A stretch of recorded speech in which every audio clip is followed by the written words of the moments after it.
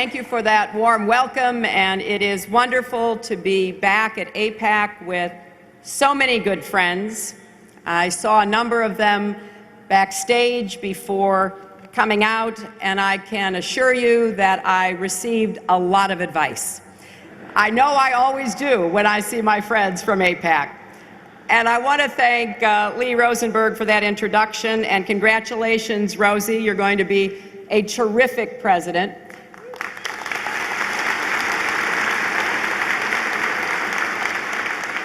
I also want to thank David Victor and Howard Kohr and Lonnie Kaplan and J.B. Pritzker and Howard Friedman and Esther Kurtz and Richard Fishman, and I'd better stop.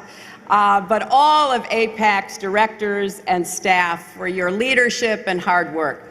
And I'm very pleased that you will be hearing from a good friend of mine, Congressman Jim Langevin, a great champion for Israel. And let's hear it for Jim. And to all of you, all of AIPAC's members, thank you once again for your example of citizen activism, petitioning your government, expressing your views, speaking up in the arena. This is what democracy is all about.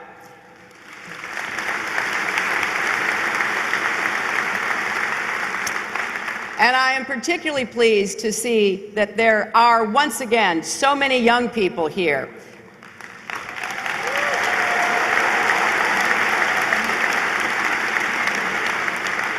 You recognize that your future and the future of our country are bound up with the future of Israel. And your engagement today will help to make that future more secure. Given the shared challenges we face, the relationship between the United States and Israel has never been more important. The United States has long recognized that a strong and secure Israel is vital to our own strategic interests.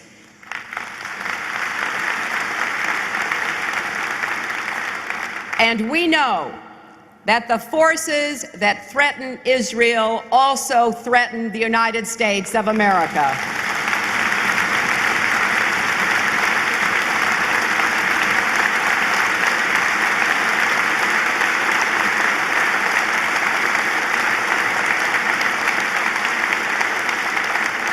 And therefore, we firmly believe that when we strengthen Israel's security, we strengthen America's security.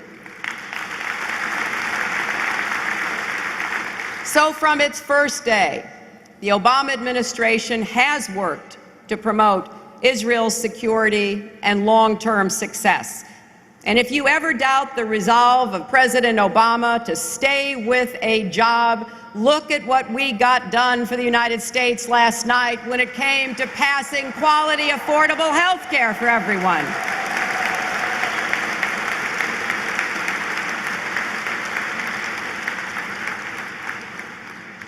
And we know that, as Vice President Biden said in Israel recently, to make progress in this region, there must be no gap between the United States and Israel on security.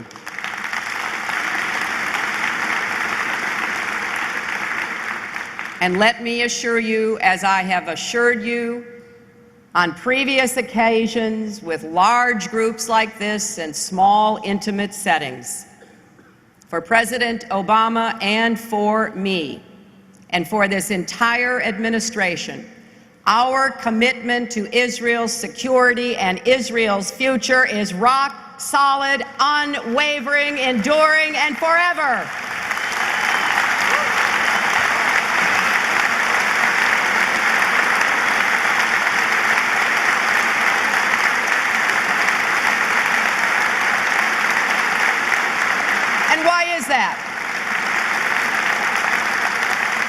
Why is that? Is it because AIPAC can put 7,500 people into a room in the convention center? I don't think so. Is it because some of the most active Americans in politics and who care about our government also care about Israel? That's not the explanation.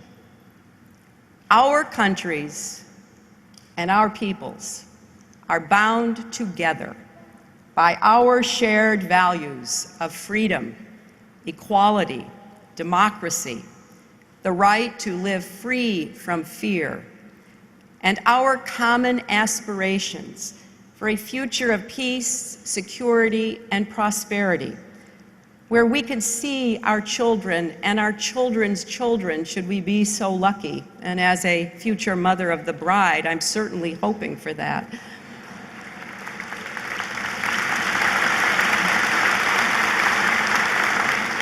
To see those children, those generations, come of age in peace, with the opportunity to fulfill their own God-given potentials.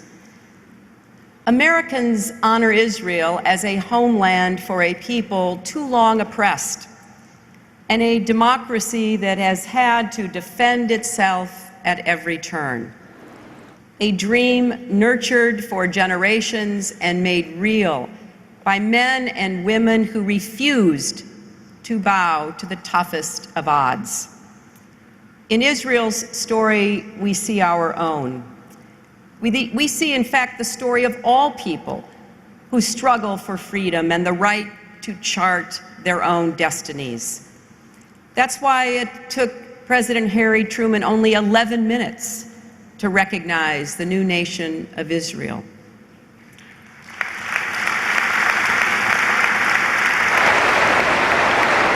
And ever since, our two countries have stood in solidarity. So guaranteeing Israel's security is more than a policy position for me. It is a personal commitment that will never waver.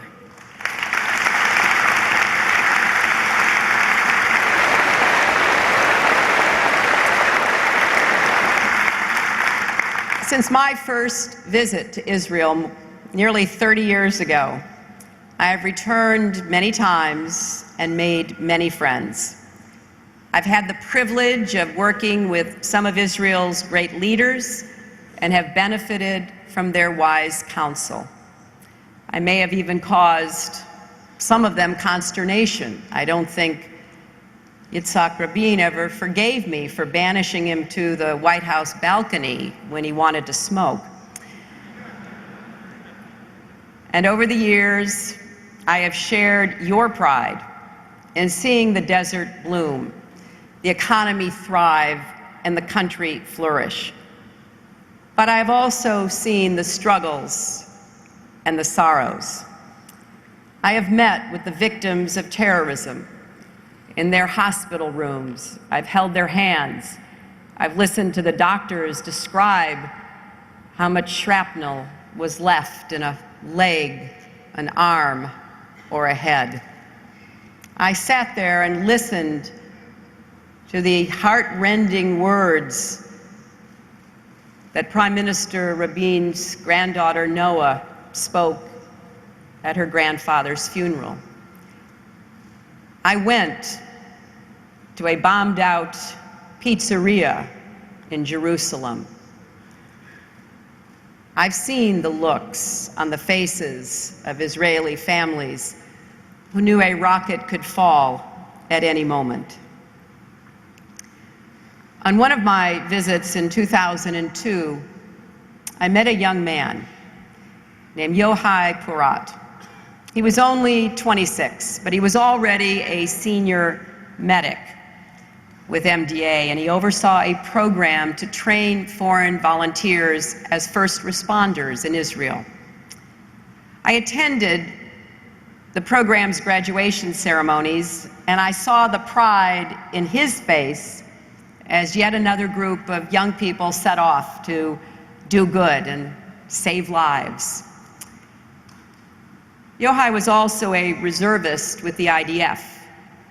And a week after we met, he was killed by a sniper near a roadblock, along with other soldiers and civilians. MDA renamed the Overseas Volunteer Program in his memory, and it has continued to flourish. When I was there in 2005, I met with his family. His parents were committed to continuing to support MDA and its mission, and so was I. That's why I spent years urging the International Red Cross, introducing legislation, rounding up votes to send a message to Geneva to admit MDA as a full voting member. And finally, with your help in 2006, we succeeded in righting that wrong.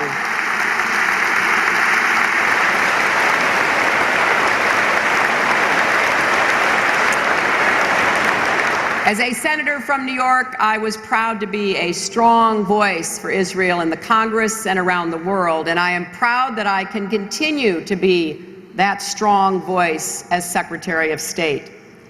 Last fall, I stood next to Prime Minister Netanyahu in Jerusalem and praised his government's decision to place a moratorium on new residential construction in the West Bank.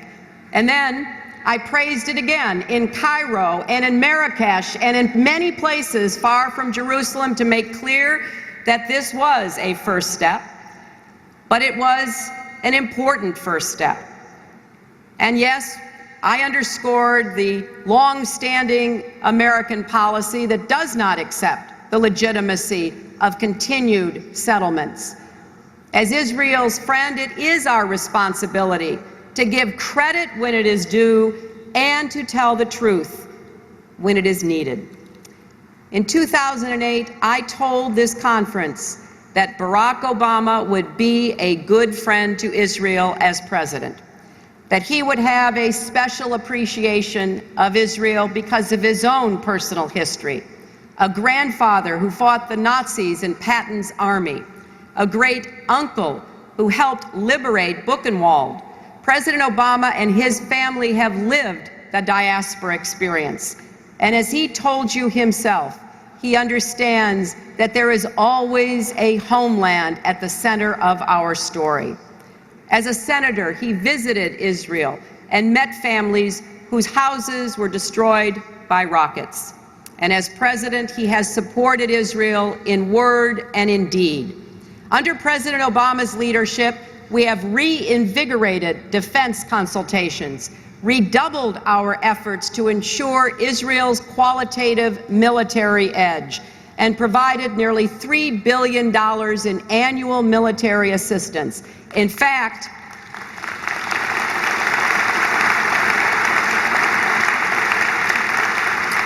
as Rosie told you, or maybe it was Howard, that assistance increased in 2010, and we have requested another increase for 2011.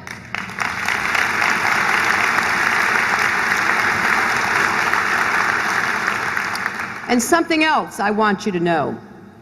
More than 1,000 United States troops participated in the Juniper Cobra ballistic missile defense exercises last fall, the largest such drill ever held.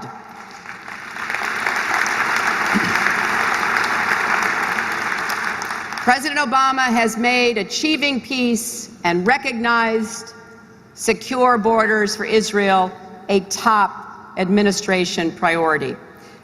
The United States has also led the fight in international institutions against anti-Semitism and efforts to challenge Israel's legitimacy. We did lead the boycott of the Durban Conference, and we repeatedly voted against the deeply flawed Goldstone report.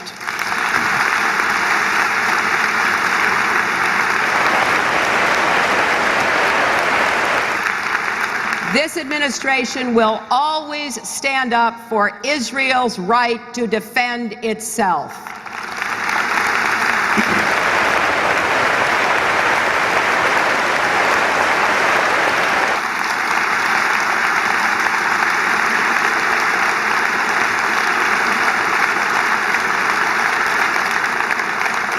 And for Israel, there is no greater strategic threat than the prospect of a nuclear-armed Iran. Elements in Iran's government have become a menace, both to their own people and in the region. Iran's president foments anti-Semitism, denies the Holocaust, threatens to destroy Israel, even denies that 9/11 was an attack.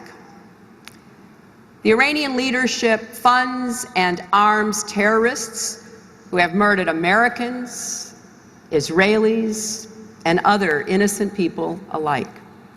And it has waged a campaign of intimidation and persecution against the Iranian people.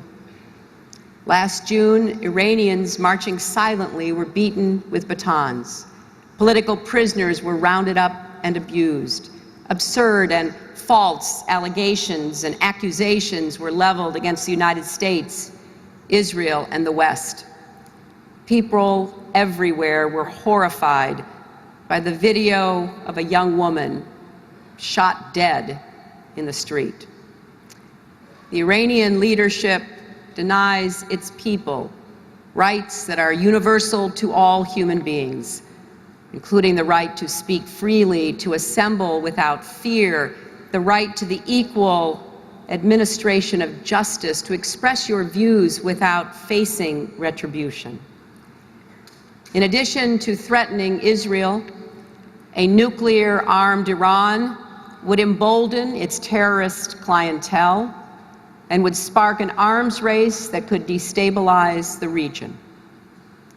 This is unacceptable. It is unacceptable to the United States. It is unacceptable to Israel. It is unacceptable to the region and the international community. So let me be very clear. The United States is determined to prevent Iran from acquiring nuclear weapons.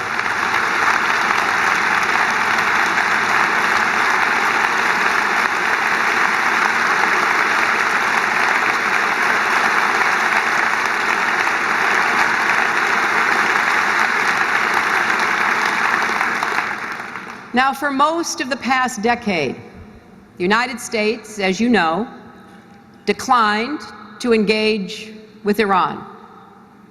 And Iran grew more, not less, dangerous. It built thousands of centrifuges and spurned the international community. But it faced few consequences. President Obama has been trying a different course designed to present Iran's leaders with a clear choice. We've made extensive efforts to re-engage with Iran, both through direct communication and working with other partners multilaterally to send an unmistakable message. Uphold your international obligations. And if you do, you will reap the benefits of normal relations. If you do not, you will face increased isolation and painful consequences.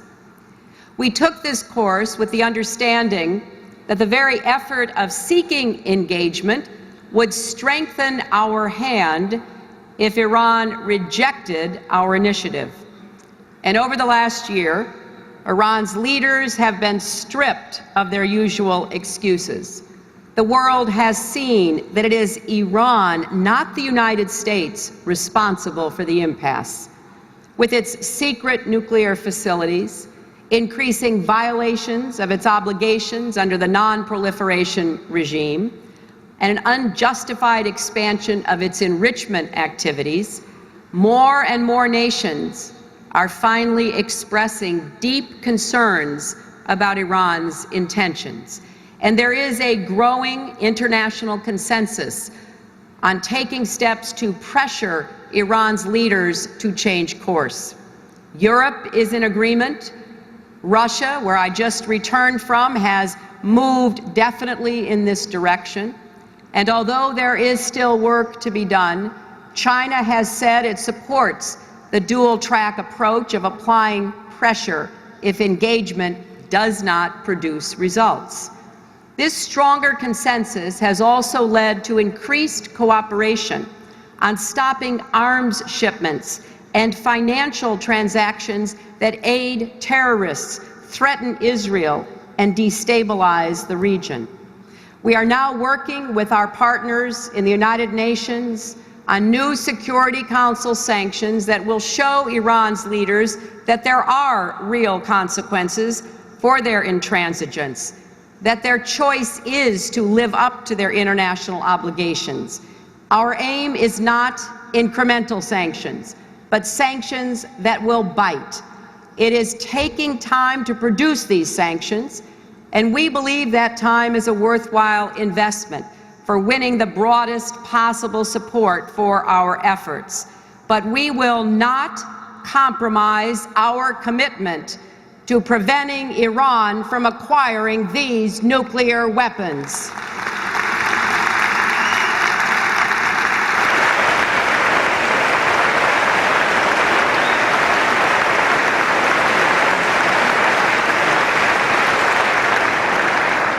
But Iran is not the only threat on the horizon. Israel today is confronting some of the toughest challenges in her history. The conflict with the Palestinians and with Israel's Arab neighbors is an obstacle to prosperity and opportunity for Israelis, Palestinians, and people across the region. But it also threatens Israel's long-term future as a secure and democratic Jewish state. The status quo is unsustainable for all sides. It promises only more violence and unrealized aspirations. Staying on this course means continuing a conflict that carries tragic human costs. Israeli and Palestinian children alike deserve to grow up free from fear and to have that same opportunity to live up to their full God-given potential. There is another path, a path that leads towards security and prosperity for Israel, the Palestinians, and all the people of the region. But it will require all parties, including Israel, to make difficult but necessary choices. Both sides must confront the reality that the status quo of the last decade has not produced long-term security or served their interests, nor has it served the interests of the United States. It is true that heightened security measures have reduced the number of suicide bombings and given some protection and safety to those who worry every day when their child goes to school, their husband goes to work, their mother goes to market. And there is, I think, a belief among many that the status quo can be sustained. But the dynamics of demography, ideology, and technology make this impossible. First, we cannot ignore the long-term population trends that result from the Israeli occupation. As Defense Minister Barak and others have observed, the inexorable mathematics of demography are hastening the hour at which Israelis may have to choose between preserving their democracy and staying true to the dream of a Jewish homeland. Given this reality, a two-state solution is the only viable path for Israel to remain both a democracy and a Jewish state.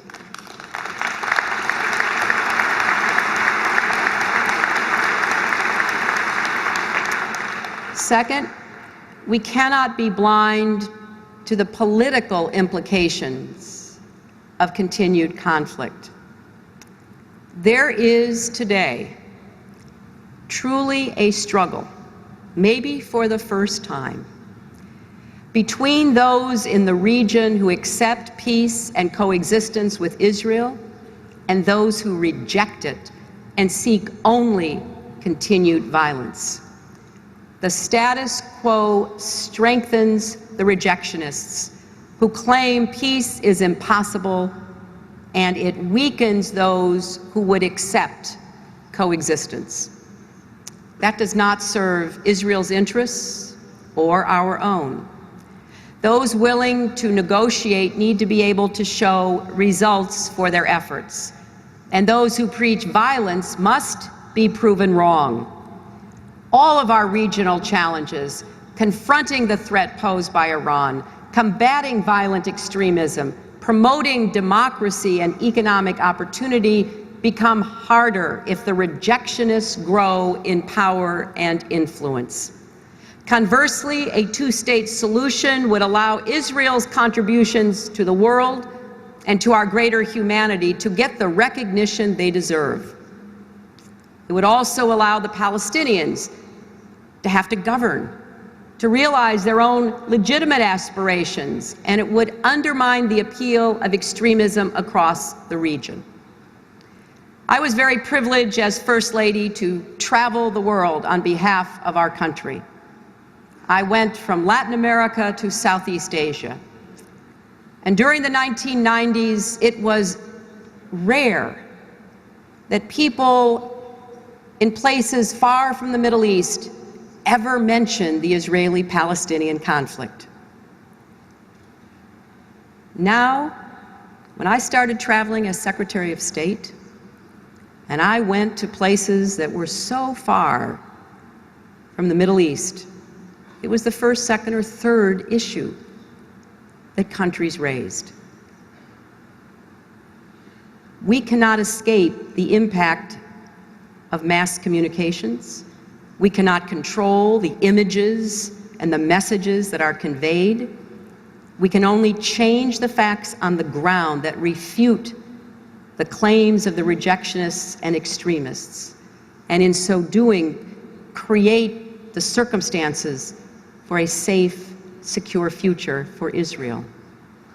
And then finally, we must recognize that the ever-evolving technology of war is making it harder to guarantee Israel's security. For 6 decades, Israelis have guarded their borders vigilantly, but advances in rocket technology mean that Israeli families are now at risk far from those borders.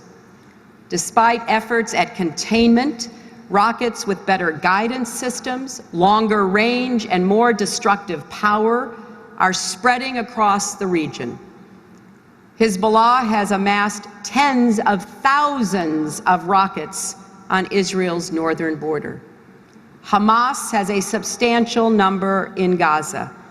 And even if some of these are still crude, they all pose a serious danger, as we saw again last week. Our message to Hamas is clear: renounce violence, recognize Israel, and abide by previous signed agreements.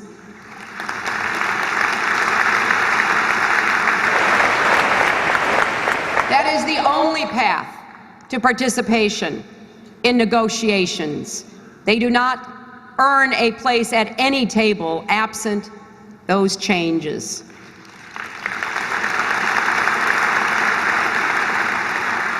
And I will repeat today what I have said many times before. Gilad Shalit must be released immediately and returned to his family.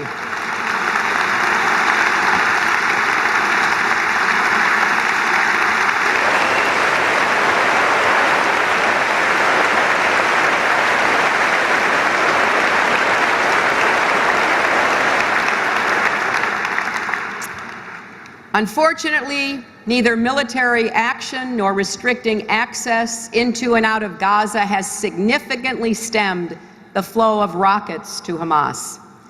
They appear content to add to their stockpile and grow rich off the tunnel trade, while the people of Gaza fall deeper into poverty and despair. That is also not a sustainable position for either Israelis or Palestinians. Behind these terrorist organizations and their rockets, we see the destabilizing influence of Iran. Now, reaching a two-state solution will not end all these threats. You and I know that. But failure to do so gives the extremist foes a pretext to spread violence, instability, and hatred. In the face of these unforgiving dynamics of demography, ideology, and technology, it becomes impossible to entrust our hopes for Israel's future in today's status quo. These challenges cannot be ignored or wished away. Only by choosing a new path can Israel make the progress it deserves to ensure that their children are able to see a future of peace. And only by having a partner willing to participate with them will the Palestinians be able to see the same future. Now, there is, for many of us, a clear goal. Two states for two peoples living side by side in peace and security, with peace between Israel and Syria, and Israel and Lebanon, and normal relations between Israel and all the Arab states. A comprehensive peace that is real, not a slogan, that is rooted in genuine recognition of Israel's right to exist in peace and security, and that offers the best way to ensure Israel's enduring survival and well-being. That is the goal that the Obama administration is determined to help Israel and the Palestinians achieve. George Mitchell has worked tirelessly with the parties to prepare the ground for the resumption of direct negotiations, beginning with the proximity talks both sides have accepted. These proximity talks are a hopeful first step, and they should be serious and substantive. But ultimately, of course, it will take direct negotiations between the parties to work through all the issues and end the conflict. The United States stands ready to play an active and sustained role in these talks and to support the parties as they work to resolve permanent status issues, including security, borders, refugees, and Jerusalem. The United States knows we cannot force a solution. We cannot ordain or command the outcome. The parties themselves must resolve their differences. But we believe that through good faith negotiations, the parties can mutually agree to an outcome which ends the conflict and reconciles the Palestinian goal of an independent and viable state based on the 67 lines with agreed swaps, and Israel's goal of a Jewish state with secure and recognized borders that reflect subsequent developments and meet Israel's security requirements.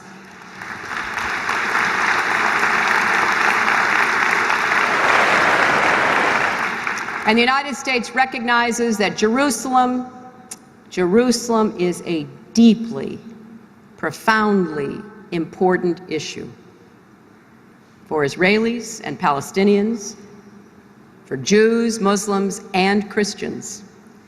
We believe that through good faith negotiations, the parties can mutually agree on an outcome that realizes the aspirations of both parties for Jerusalem and safeguards its status for people around the world. But for negotiations to be successful, they must be built on a foundation of mutual trust and confidence. That is why both Israelis and Palestinians must refrain from unilateral statements and actions that undermine the process or prejudice the outcome of talks. When a Hamas-controlled municipality glorifies violence and renames a square after a terrorist who murdered innocent Israelis, it insults the families on both sides who have lost loved ones over the years in this conflict.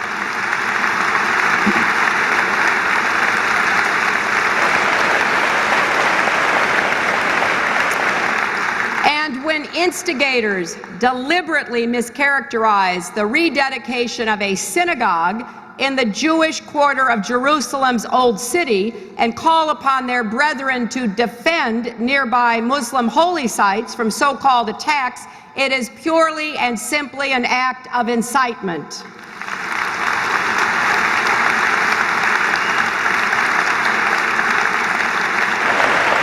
These provocations are wrong and must be condemned for needlessly inflaming tensions and imperiling prospects for a comprehensive peace. It is our devotion to this outcome, two states for two peoples, secure and at peace, that led us to condemn the announcement of plans for new construction in East Jerusalem. This was not about wounded pride, nor is it a judgment on the final status of Jerusalem, which is an issue to be settled at the negotiating table. This is about getting to the table, creating and protecting an atmosphere of trust around it, and staying there until the job is finally done. New construction in East Jerusalem or the West Bank undermines that mutual trust and endangers the proximity talks that are the first step toward the full negotiations that both sides say they want and need. And it exposes daylight between Israel and the United States that others in the region hope to exploit. It undermines America's unique ability to play a role, an essential role, in the peace process. Our credibility in this process depends in part on our willingness to praise both sides when they're courageous and when we don't agree to say so, and say so unequivocally.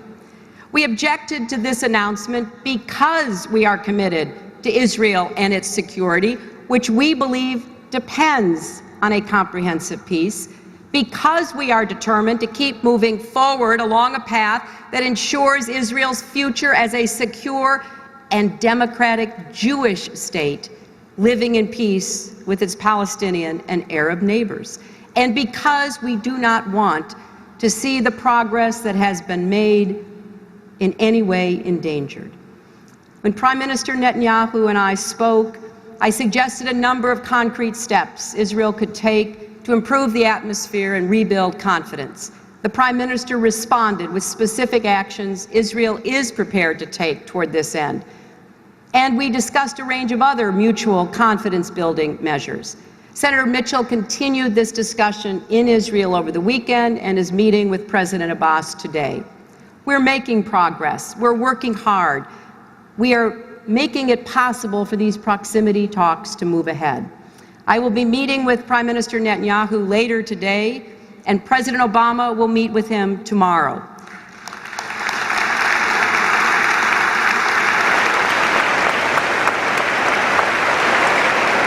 We will follow up on these discussions and seek a common understanding about the most productive way forward.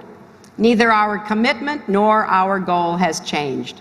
The United States will encourage the parties to advance the prospects for peace. We commend the government of President Abbas and Prime Minister Fayyad for the reforms they've undertaken to strengthen law and order and the progress that they've made in improving the quality of life in the West Bank. But we encourage them to redouble their efforts to put an end to incitement and violence, continue to ensure security and the rule of law, and ingrain a culture of peace and tolerance among Palestinians.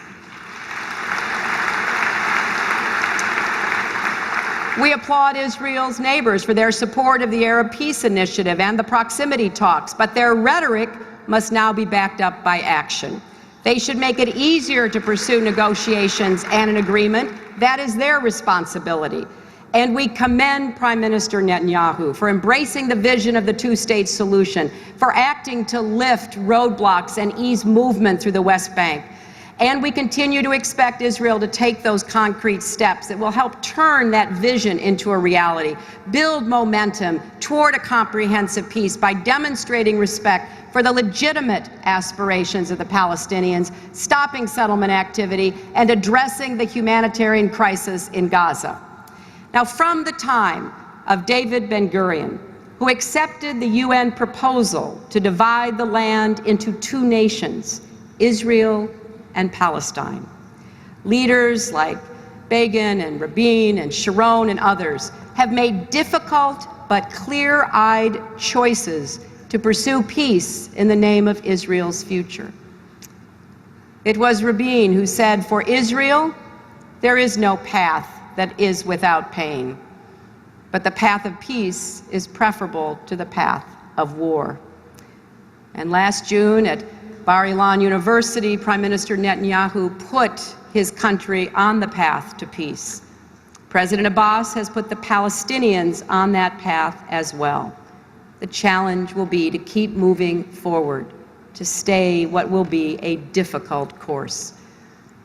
Peace does bring with it a future of promise and possibility. Ultimately, that is the vision that drives us and that has driven leaders of Israel going back to the very beginning. A future freed from the shackles of conflict. Families no longer afraid of rockets in the night. Israelis traveling and trading freely in the region. Palestinians able to chart their own futures. Former adversaries working together on issues of common concern like water, infrastructure, and development that builds broadly shared prosperity. And a global strategic partnership between Israel and the United States that taps the talent and innovation of both our societies, comes up with solutions to the problems of the 21st century. From addressing climate change and energy to hunger, poverty, and disease, Israel is already on the cutting edge. Look at the spread of high-tech startups, the influx of venture capital, the number of Nobel laureates. Israel is already a force to be reckoned with. Imagine what its leadership could be on the world stage if the conflict were behind it. We are already working as partners. There is so much more we could achieve together. We are entering the season of Passover.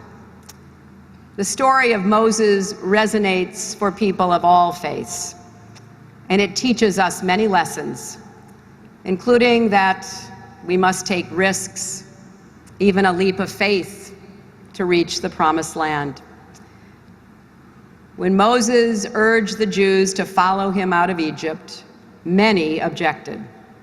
They said it was too dangerous, too hard, too risky. And later in the desert, some thought it would be better to return to Egypt. It was too dangerous, too hard, too risky. In fact, I think they formed a Back to Egypt committee and tried to stir up support for that. And when they came to the very edge of the promised land, there were still some who refused to enter because it was too dangerous, too hard, and too risky. But Israel's history is the story of brave men and women who took risks. They did the hard thing because they believed and knew it was right. We know that this dream was championed by Herzl and others that many said was impossible. And then the pioneers, can you imagine the conversation? Telling your mother and father, I'm going to go to the desert and make it bloom. And people thinking, how could that ever happen? But it did. Warriors who were so gallant in battle, but then offered their adversaries a hand of peace because they thought it would make their beloved Israel stronger. Israel and the generations that have come have understood that the strongest among us is often the one who turns an enemy into a friend. Israel has shed more than its share of bitter tears.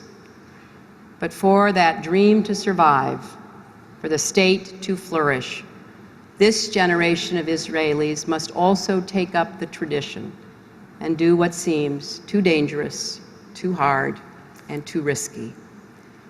And of this, they can be absolutely sure. The United States and the American people will stand with you.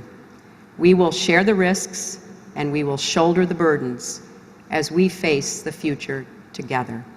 God bless you, God bless Israel, and God bless the United States of America.